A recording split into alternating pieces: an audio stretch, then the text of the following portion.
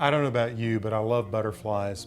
They are so beautiful in the garden. I could just sit and watch them for hours. You know, you can attract butterflies to your garden if you give them a food source. They love things like fennel and dill, and plants like Queen Anne's lace. The babies love it. Then when they evolve into a fully grown butterfly, they need a different food source. They have a feeding tube called a proboscis, which allows them to dip in and take nectar.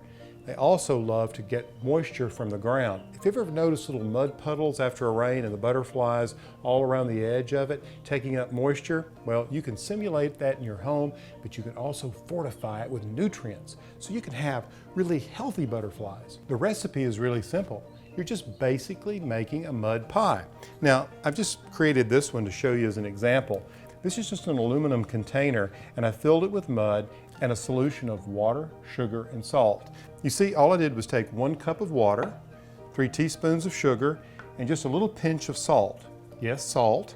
Mix this together.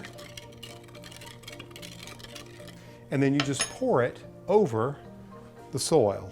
In this case, what I've done is put the mud in a ceramic container. Now what will happen is the butterfly can land on this edge and can take the moisture up.